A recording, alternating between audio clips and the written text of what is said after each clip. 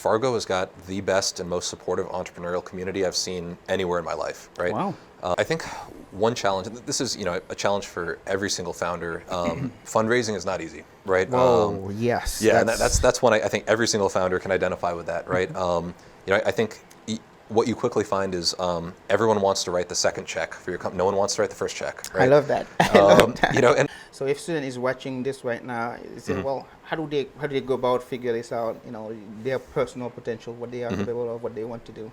So I think one of the best descriptions I've seen of that is really that it's the intersection between your greatest gift and the world's greatest need, right? It's where those two things meet. Yeah. So it's really what you should be doing is it's the intersection between your greatest gift and the world's greatest need, right? And there's actually a point where those two intersect, and that's where you want to be spending your time. Wow, hello professionals. My name is Rico Aladdin and I am the founder of Professional Lunch. My guest today is the CEO of Kirkwall, a cybersecurity software firm. And our topic today is talking about maximizing your potential. William, welcome to the show, man. Thanks for having me. I was reading a piece on Fargo-based, and they said it best. They said, some people like to challenge themselves, test their limits. William, you are such an individual. And that makes you perfect for the topic today. So please tell the Professional Lunch audience who you are and what you do. Yeah, sure. So Will Cromarty, CEO and founder of Kirkwall, former intelligence officer by background. After I got out of the agency, got into the aerospace sector following that, worked for a couple different satellite and drone companies, and then founded Kirkwall in November of 2022. Wonderful. So you are, you work for the CIA for 5 years, yes? Yes, yeah, from 2015 to 2020.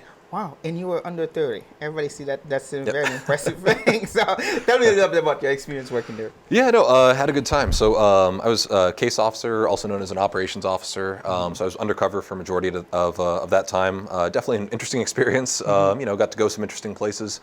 It also was nice inroads for me in learning about aerospace systems and really kind of set up my career looking forward. Wonderful. So you have a strong business career, and you are into martial arts. So I cannot wait to talk about this. The most interesting thing, you are an ultra marathon runner. So which is really a cool thing because I went 2 miles. I'm out of breath. so which is really good. So as I said, the show today is about maximizing your potential. And when I look at your career, what you have been able to accomplish, so you make the cut to talk about this. So, what does it mean to maximize your full potential? Sure. So I think one of the first things you have to do, right, is you have to figure out what your calling is, right? And this is something that I'm really big on. I think that ultimately, if you look at, if I say, what's your vocation, right? A lot of people will say, I'm a lawyer, I'm a doctor, right? They'll list what they do from 9 to 5. But if you look at the actual root of that word vocation, right, it actually comes from the word calling, right? And so I think before you even focus on maximizing your potential, you have to look at what is it you're actually supposed to do with your life, right? That actually becomes kind of a theological question at a certain point there.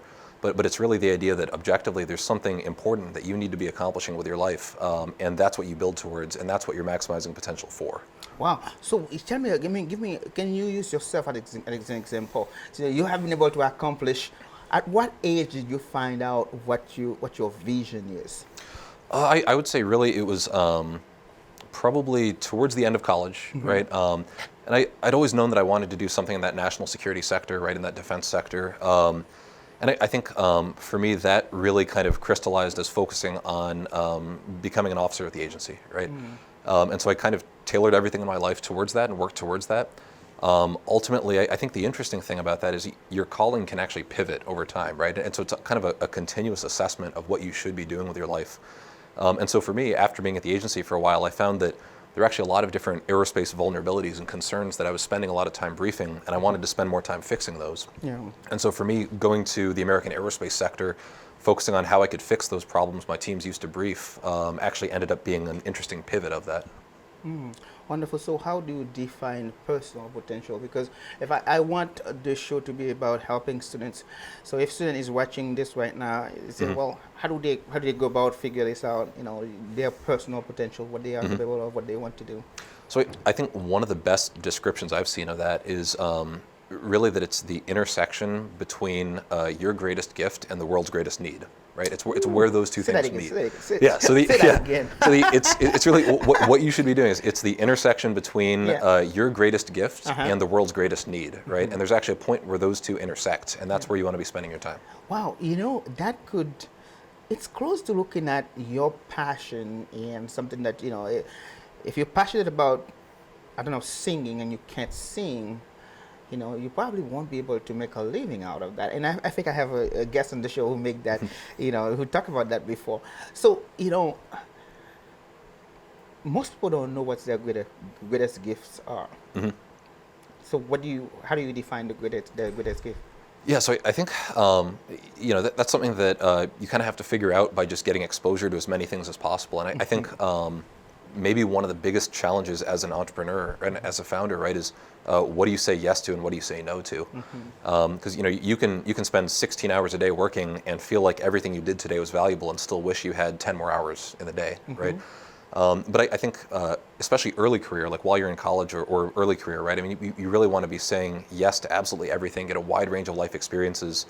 And then the challenging part, I think for me, kind of hitting that mid-career part is looking at what do you say no to? Because all of a sudden your day is so packed full of high impact things and you feel good about all of them, but you have to actually do that rack and stack of what do I say no to today? And start tailoring that down, right? And that's really hard to do if you got used to saying yes to everything and participating in everything on the planet. It's really hard to start saying no to stuff, and that's the challenge for me right now is figuring out what do I say no to. Mm-hmm. Wonderful. So it's like I'll ask, what role does self-awareness play in all that? In your maximizing your potential. Yeah. So self-awareness, single most important thing you can do. And I think if you look at like the ancient Greek maxims, right, the temple at Delphi. Literally the very first one is know thyself, right? Like literally the first one carved into the stone is the idea that you need to be self-aware, and everything else follows after that. So I think being aware of what you're good at, what you're bad at, how you want to spend your day, right? I think those are really valuable. And even I think we've talked about in a college context, right, of what you want to do with your future. What do you want your day to look like, right? Do you want to sit at a desk 8 hours a day? A lot of people don't, right? Yeah. I don't necessarily want to sit at a desk 8 hours a day. And I think a lot of people realize that too late once they're already unhappy with a career. And maybe they wanted to do something totally different, right? If you don't want to sit at a desk, you could be a geologist. You could spend 8 hours a day outdoors hiking. That sounds awesome, right? Yeah. Sounds great. Wow. The interesting part about, your career, what I like is like you have had your hands in different things. You've sat on many boards. You are in martial arts. We talk about that.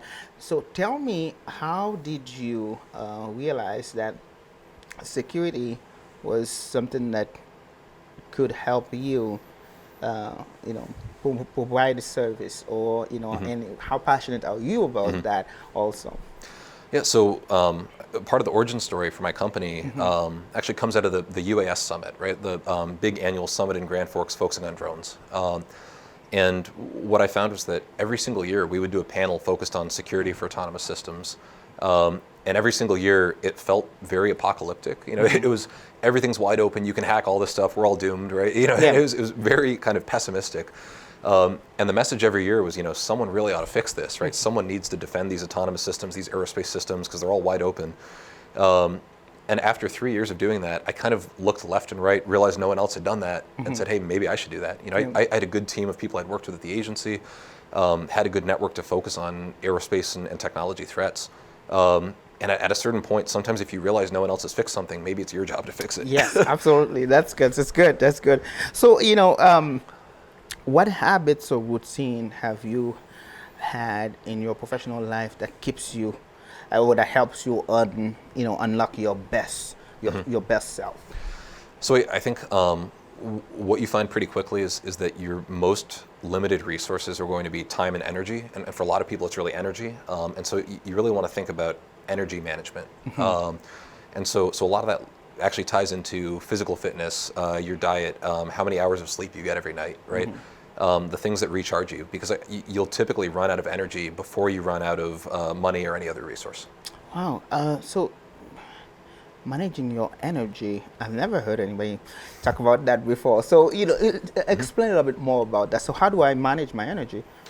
Yeah, so I think really a lot of it comes down to, I'd say physical fitness is a big component to that, and really getting in a regular workout habit. And I think it's good because, we've talked about as a founder, your brain often feels like a jet engine, right? It's like it's just running 16 hours a day. A lot of founders have challenges with burnout. And one of the healthiest ways to deal with that is actually having a physical fitness outlet. People think of fitness and going and working out as something that takes energy, but it's actually something that gives you energy, because it allows you to power down your brain for an hour or two each day. And so if you actually work that into your daily routine, you find that you actually end up more effective and end up with more energy than if you weren't factoring in workout time. Wow, this is really good, man. So how about mindset in reaching your potential? How does, what role does having a positive mindset play? Yeah, so mindset is a really interesting topic. I think what I've found is that sometimes the best founders are the ones that can switch between short-term and long-term mindset, and I think the ones that typically fail struggle to switch between those two. And I think part of that is that as a founder, you want to be able to think long-term, right, about what you want to accomplish, but like you're going to have days where you have setbacks and things don't go well, and almost like running a marathon, right? Sometimes you hit that wall and you just have to focus on one foot in front of the other and just get through that day. And then you can go back to thinking long-term tomorrow. But I think being able to go between those and both think tactically and also strategically ends up being really important. Wow, this is good. So, and I'm glad you mentioned strengths and weaknesses. A lot of times, one thing I realize is, especially when we are young, we tend to see more of our weaknesses than our strength. So what do you see, just how can people, how can young people specifically, especially young people, how can they try to focus on their strength to maximize their own potential?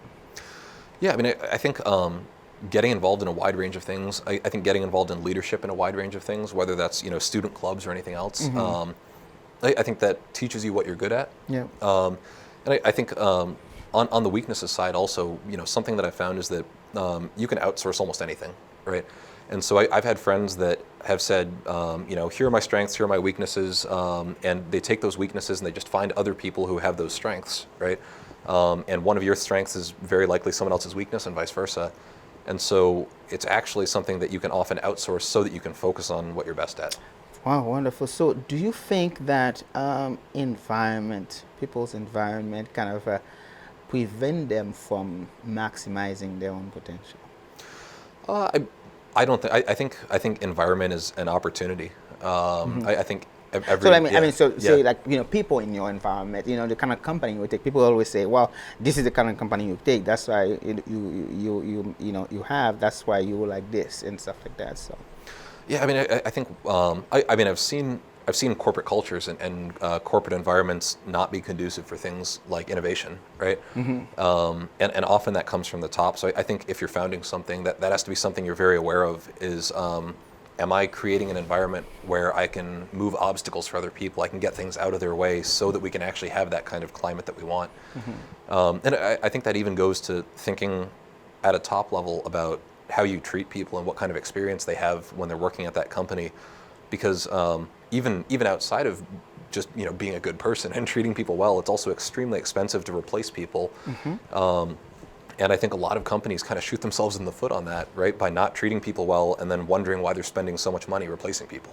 Yeah. Like it gets expensive really, really fast, right? And if you just treated people well to start with, you actually save a lot of money as a company, and it's the right thing to do. Yeah. So that's treating. You don't have to have a company to treat them well, but when you treat them well, that's the impact is, the benefits is they are double, right? So in your professional life, do you have a mentor or have you had mentors? Yeah, so I've had probably a whole lot of mentors, and this is something that I think is really interesting too. And I know we talked about this a little bit at lunch too. That in my opinion. 99% of people don't give good advice. If you're a founder, right, you'll get a lot of people that will offer advice, and they might be perfectly well-meaning, and they might be trying to help, but only about 1% of people, I think, actually give extraordinarily good advice. And so one of the biggest challenges is finding that 1% of people that give amazing advice and then really getting tied in closely to them as mentors and constantly talking with them, because I think it's just an absolute goldmine of advice when you find those people in your life that give really, really strong advice. So how do you do that? It's tough. It's not easy. Like I'm still working on that myself. Right? It's not easy. Yeah, because yeah. when you start a business, you just you get people that are telling you, oh, you should do this, oh, you should do that, even if they don't even know what Yeah. that's going to lead to. And they mean and they want to help you, right? Like they have good intentions. Yeah, they have good intentions. I don't deny that, but Yeah. the question becomes how do you do that? Because if the majority of the advice that you're getting, they are bad advice. To sort through that, it's I need a step by step or a 1, 2, 3 way to do that. So, it's not. It's something I still work on, right? But it's just that's something that I found is that finding those people in your life that you can really, really trust that give great advice. It's a gold mine, and you really want to do everything you can to find those people. Wow. So as a as a founder, as you're professional, you have a good business background. So what have been one of the coolest advice you have received when it comes to business? Let's see. I'm always a fan of the idea of failing fast, right? The idea that if something doesn't work out, that's okay, right? That happens all the time with business, right? But typically you want those failures to occur quickly, right? So that you can actually get back and address those issues and pivot quickly. Yeah. So I think the success of small businesses especially is usually based on how well you can pivot, right? So really what it comes down to is, if you're running a business, I should be able to come to you and say, hey, if you can no longer sell to your current customers, or this product is discontinued, or this input is discontinued, what do you pivot to, and what's your business plan starting tomorrow?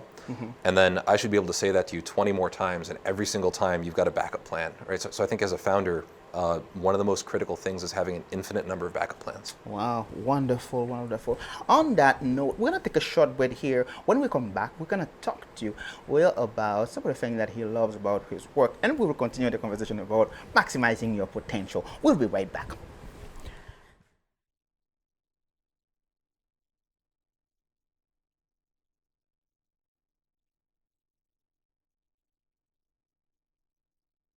Back, we are at the Bass and Information Network studio at NDSU today. My guest is Will. Will is the CEO of Kirkwall.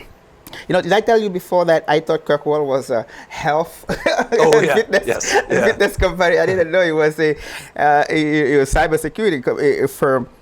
So now we get to the part where we're talking about some of the things that you love about your work before we switch back to talking about maximizing your potential. So what do you love the most about your work? So I think one of the best things about being a founder, and something that I've gotten a lot of enjoyment out of, is that you never dread a Monday morning, right? There's no element of the weekend being over, and I think obviously that's double-edged, because sometimes as a founder you get so involved in stuff that you forget what day it even is, right? I had that conversation today with other founders, right? But I think ultimately the fact that you're building something yourself, right, and you're building it from scratch, I think that's really fulfilling, especially when you see that positive impact in other people's lives, right? If you start bringing on employees, or you start growing the team, and you see that now other people are actually doing better in their life because you set up a company, I think that's really fulfilling. Well, so what has been the most, the nicest thing about the process so far? So I would say Fargo has got the best and most supportive entrepreneurial community I've seen anywhere in my life, right? Wow. And I second that, by the way. Yeah, no, it's right. It's fantastic. It's amazing here. Yes. So I've lived in upstate New York, Silicon Valley, New York City, Japan, right, Virginia, and I've never seen anything as good as Fargo when it comes to the support that you get in the community. And I think that's just something that's great to see, right, is that you get founders supporting each other here in a way that I've literally never seen anywhere else on the planet. Wonderful, wonderful. As you know, the conversation today is about maximizing your potential. And this show, whenever I have a guest, I find myself repeating the reason why we have the show, is really to give college students, early career professionals, a window into the careers of successful and accomplished professionals. So, now, what does it mean for a student to maximize their potential? So I think early on, especially at that student stage in your life, right, getting exposure to as many different things as humanly possible, and so not just specializing in something that's your planned future career, but a lot of things that seem to have absolutely nothing to do with it. Because I think what you'll find is a decade down the line, you'll have had some life experience or been part of some organization that you never thought would have anything to do with your professional career, and it'll end up being extremely relevant at the exact right time in your life, and you never would have expected it. And so the more of those experiences you have of just having an extremely wide range of life experiences will really pay dividends, a decade down the line. You are somebody that clearly you maximize your potential throughout your professional life. So what would you say is some of your biggest accomplishments? I think, I guess, probably a couple different things I'd mention. I know obviously, the agency career, right? That was big for me, but I think kind of what that set me up for in terms of actually creating a startup and doing that from the start, that's been really fulfilling. Okay. I was with a company previously that went from startup phase all the way through IPO and listing on the stock exchange, right? That was very fulfilling, but I think it's a whole different level of fulfilling when you actually found it from scratch. And I think that's what I'm most excited about now. Okay. Best time to start a business? What's the best time to start a business? Yesterday. Why not today? Yeah, I think when it comes to founding a business, right, there are so many things that you won't learn until you do it, and you're going to fail at a bunch of stuff, and that's completely okay. And it's much more of a question of how many backup plans you have and how many times you can successfully pivot. And I think that's something where even if you look at a lot of the most successful companies that you've heard of today, a lot of them pivoted to something that had nothing to do with their original mission, but it's the pivot that actually made them successful, right? And so, people don't realize that originally YouTube was actually a dating website, right? I did not know that. So there's that one, right? You look at Play-Doh. Play-Doh was actually for cleaning wallpaper, right? And they pivoted to a children's toy, right? Or even if you look at Post-it notes, right? They were trying to create a stronger glue, and they thought they'd failed at that, and then they discovered actually maybe there's a market for pieces of paper that don't stick too well, that you can actually remove from something. And so it really comes down to how do you operationalize that failure and pivot that I think means much more than if you're successful on the first shot. Yeah, identify the failure and pivot. I like that, because my next question was like, what strategies have you used to stay motivated when you, in those moments of, when you get knocked down? Well, so I've joked for a while that what I really should do is get a framed photo of a cubicle and put it on my desk so I remember what I never want to go back to. Because I think if you've been in that environment of working inside of a cubicle, that can be very draining for a lot of people, especially if you're kind of entrepreneurial minded. And so for me, the thought of going back to an office 9-to-5 job, I'm never doing it ever again. I'm going to do startups for the rest of my life, right? I think sometimes that can be the motivation of some of those experiences early in your career that maybe weren't your favorite, and now you think about how I never have to dread a Monday again when you found your own company. Wow, I love it. So how do you define success in the context of maximizing your potential? How do you define success? I think tying it back to that concept of your calling, right? I think it's really maximizing the amount of time you can focus on what your personal calling is in this world, right? And I think that's something where if it really is that intersection of your greatest gift and also the world's greatest need, right? That it's incredibly fulfilling to work on that, and you also see the dividends with how that benefits other people in your community, and I think that's really how I would measure success. Wow. So does your company have a success story? Maybe just a big client that you wanted to get or something? Yeah, well, so we just finished paying off the very final check for the software development we need, so we'll be launching about 2 months out from today, so we're really excited about that. Finished the Generator G beta program, got accepted into Plug and Play, which will be big for us. So be flying out to Silicon Valley in December to do one of our big announcements there. Also got some really good work lined up right now with the Department of Defense for a subcontract there for the coming year. So it's looking good. Wow, wonderful. So what's the plan? The company is looking good. You get the final bump on the road that you needed. So what's the plan for the next 3 years or 5 years? Yeah, so I would say initially right now, immediate focus is going to be software development. We get to that point where we're launching in December. But then after that, we'll be looking at an initial venture capital raise. So putting together that round, we've already started those conversations with some interested investors. And so I think that really kind of becomes phase 2 there is making sure that we're deploying quickly to a lot of different markets, adding new markets and capabilities, and then doing that VC round also. Wonderful. So, from your professional life, I can see that you have many hobbies. Is running a hobby for you? So it's funny. Like I've done marathons, ultra marathons, right? Yep. Like up to 40 miles. But internally, like I still don't think of myself as like a runner, and I don't wake up in the morning thinking I'm going to go running for fun. Yeah, I tweet the question because yeah. I wanted to ask you what is some of your hobbies, but the way we were talking during lunch earlier, and then you mentioned that, and I'm like, okay, so running is not you're not a professional runner, but you don't just run for fun. And so I'm trying to. It almost becomes like meditation for me, because I think as a founder, like you need times where you can turn your brain off in a healthy way, right? And I've seen a lot of founders do that in unhealthy ways, like going and just binge drinking, right, to try and shut their brains off. And I think it's, as a founder, you're kind of at risk for maybe unhealthy outlets to go and try and shut your brain off. But I think things like whether it's boxing, marathon running, it's actually kind of almost a meditative state. And I think in order to recharge and to keep that energy and that inertia, you need ways that you can in a healthy way shut your brain off. Well, so what do you suggest to? What is your advice to students when it comes to burnout?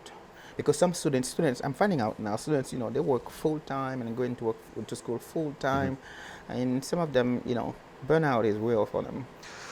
Yeah, so I think taking time to recharge is big, and that's easier said than done. I'm terrible at that. That's been my biggest challenge this year, is making myself do that. And I think that's something where, like a lot of things, like workouts, right? If you don't schedule it, it won't happen. And I found that I have to put a night off on my work calendar, and then I'll do it. Wow. But if I don't put that on my calendar, I'll just work all the way through the night, right? And so I think for me, it's like you almost have to schedule your time off to force yourself to do it, and then give yourself permission to do that. And I think it's hard to do. I still struggle with that. Wonderful, wonderful.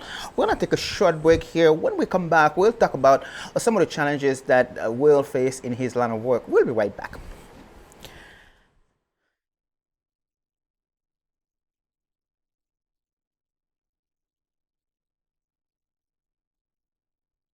We are back. We are at the Bison Information Network studio at NDSU today. My guest is the CEO of Kirkwall.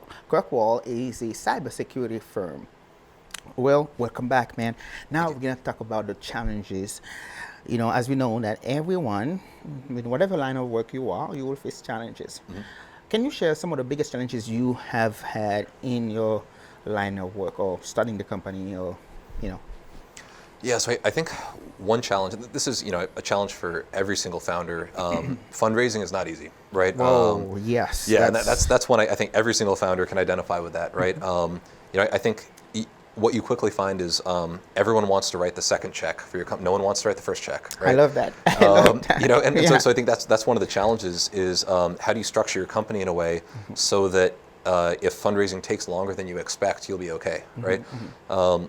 And I think that looks like really building your company in a way so that you can effectively bootstrap, right? So that you have something like consulting revenue coming in if you're still building a product, right? Because I think extending your runway as far as humanly possible goes a long ways, because that fundraising process is always going to take longer than expected, and it doesn't always work out. And so I think that's one where you really want to set yourself up for success so that you're not reliant on that in order to stay alive. Yeah, wonderful. I'm so glad you mentioned fundraising, because this year Professional Lunch will be part of Giving Hearts Day, and we want to raise $3,000. Let me say this in the camera. We want to raise $3,000 for our matching fund, and it's not easy. Only $3,000, and it's not easy. So we're gonna take some steps to really to see how we can raise that. And fundraising is not an easy. And I think earlier I asked you what are some of the tips and tricks that I can use to have better success in fundraising. Can you say that out loud?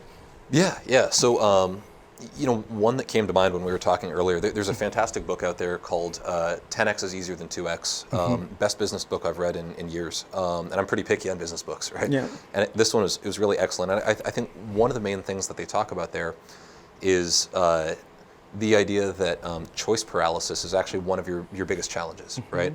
If I said you need to raise 10% more funds over the next year, how are you going to do it? You might have 20 or 30 ideas for how to do that. But if I said Professional Lunch needs to pull in $1 million of fundraising next year, how are you going to do it? You might only have one or two possible ways you could do that, right? Yeah. You might say, well, I need to get on the phone with Jeff Bezos or Bill Gates, and I need to find someone that scale. But now that's your singular priority. and everything else gets put aside, right? And you're not allowed to work on anything else besides what it would take to 10x. And so I think that helps a lot because it actually clears out a lot of the noise. And so if you focus on some of those kind of big whale opportunities, right, it means you're not distracting yourself with the smaller fish. Wow, very good, man. You got good stuff. That's really good. So how do you handle? Now let's kind of shift a little bit. I want you to talk to that student who is looking for a job, and they start getting no. They start getting rejected for something. In the professional world, one thing I think that young professionals tend to forget is that failures and rejection, these are all part of the process. So talk to the student on how to deal with rejection and failures. Yeah, so I think especially if it's rejection from jobs, for example, right? I think typically what you want to focus on there is actually the human element, right? Basically every single job I've ever gotten in my entire life, and especially the ones that were big for me, it was a matter of getting to know the right people and showing that you have some kind of value for that company, right? And I think especially given that if you're just cold applying on a website to something, it's probably an AI system that's reading your resume, and if you don't have the right keywords, no human will ever look at that sheet of paper. I think what that means is your number one priority needs to be getting to know people in that company if you want to work there, because it's always going to be that human element that really makes the difference for getting you in. Wow, and that's good. That's good. I mean, make connection, build connection, big network so that you can. And AI is here to stay. So you might as well start doing that right away while you're in college. So, what role do networking and see, this question kind of tie into it too. What role do networking and relationship building play in maximizing your potential? I think it's huge. I think you want to have a very large network of incredibly diverse backgrounds, right? I think you want to know people in absolutely every single sector, and especially ones that are trustworthy, people that you've got a good personal relationship with. Even if there is no visible value to either person from a business perspective up front, right? It's just at some point someone is going to say, hey, I really need a locksmith, or I really need a barber, like whatever it is, right? And it could be the most obscure possible job that maybe has nothing to do with the company that you're running, but there's a whole lot of value in just knowing people from a wide variety of backgrounds, especially professionally, and then going out of your way to help them grow their business, even if there's no benefit to you, right? It comes back and it pays dividends, and they'll remember that you helped them out at that point in time. So I think that's one of the best things you can do. It's actually more important than your qualifications on paper.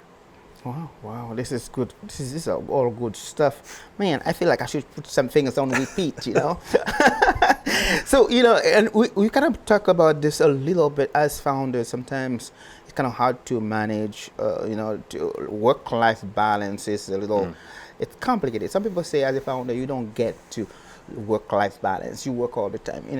I tend to tell people sometimes you can email me anytime, and I think that's becoming to be a mistake for me because, sometimes I have my phone notifications like bing in the middle of the night, and it's not a good thing. So work-life balance, what is your stand on that? I'm still working on this one. It's tough, and I think especially like when you found something, right? Like people will joke that founders are the only people that'll work 80 hours a week to avoid working 40 hours a week, and I think that's true. Right? I think that when it becomes yours and it's something that you're really focused on, you're invested, right? You're emotionally invested in its success. But I think what you have to do is you have to make that time off something that you intentionally schedule. It's like I was saying before, right? You literally put time off on your work calendar because your natural instinct is going to be not to take time off unless you do that. So earlier I wanted to follow up with a question and I kind of lose track of it. What kind of failures what failures that have you encountered in your professional journey, and how have you overcome them? Yeah, so let's see. I mean, even before I founded Kirkwall, right? I mean, I remember I was probably 21, 22 years old, living in New York City at the time, and I thought I saw a really good arbitrage opportunity, for sales, basically. And the market was not what I expected it was. I put a couple $100s in, so at the end didn't lose all that much, right? But I think there are a lot of valuable opportunities like that where the best thing you can do is just get experience by diving into something. Maybe you fail, but the value of that experience is much more important than the dollar amount, right? And so I think it's almost like you should focus on throwing yourself into something, maybe rack up a couple failures, that's fine, but use that information to pivot because you're not going to learn it anywhere else.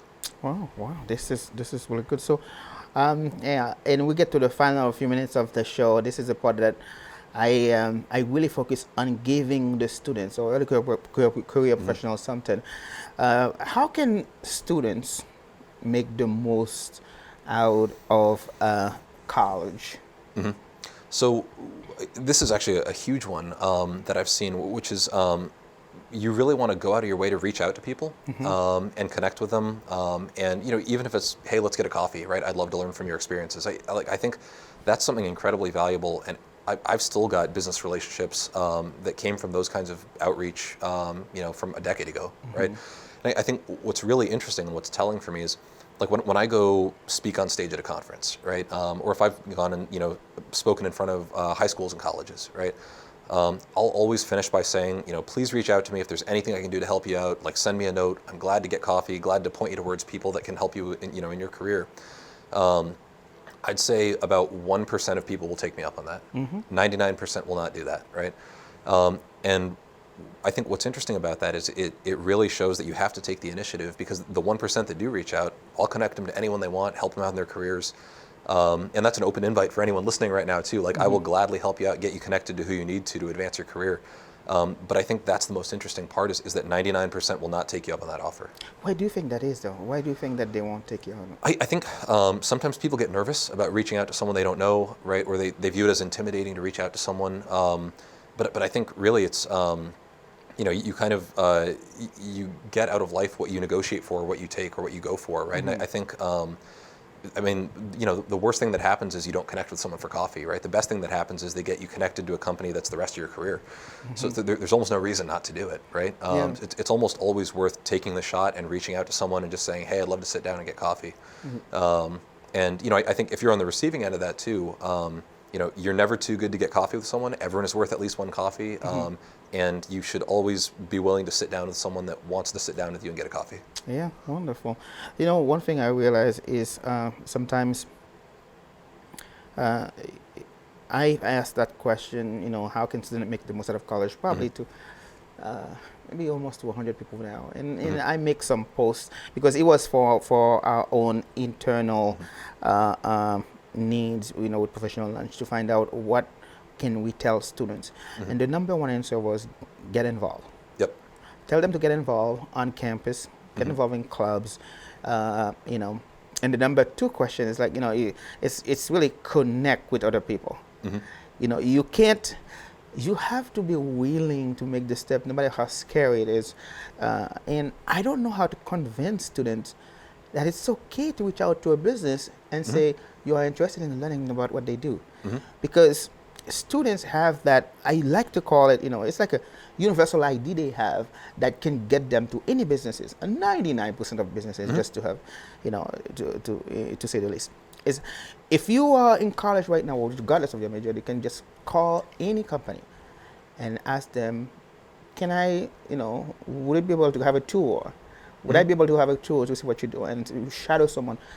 Almost 100% of company will tell you yes. But I don't know how to convince the student to take that step. And it's challenging. I think, but that really is going to separate out, like, your most successful students are going to be the ones that took that initiative and reached out and said, hey, can I do a quick phone call? Can I get a coffee with you? Right? I think that's going to be far more important for success than anything on your resume or anything on your transcripts. Wow, man, I tell you, man, we get to the final few minutes of the show right now. And this is the part when I say, what advice do you have for early career professionals? So what would you tell young professionals who are starting out? Maybe they have a job already, maybe they start a business and they didn't succeed at it. What advice would you give them? Yeah, so probably a couple different things that I think we touched on here today. If you've ever thought about starting a business, go ahead and do it. Right, Yeah. like now is the time to do that. It's probably the best time in your life to do that, especially if you don't have a family and kids you have to take care of yet. Right, you've got fewer responsibilities in life. Just go for it, right? And it might not work out, but you're going to learn something from it. I think most successful founders have had multiple failures before they got to that point of success.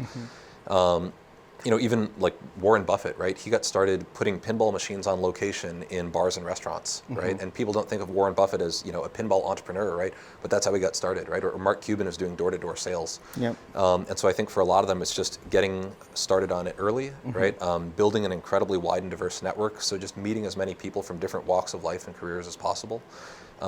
Keeping in touch with them, right? And then 100% of the time, always take the chance and reach out to someone if there's someone you'd like to talk to. And like you said, I mean, that NDSU brand name, I mean, that carries weight. Very likely they'll respond and say, sure, I'm happy to talk to you. Yeah, wonderful. Well, it's such a pleasure to have you here on the show, man.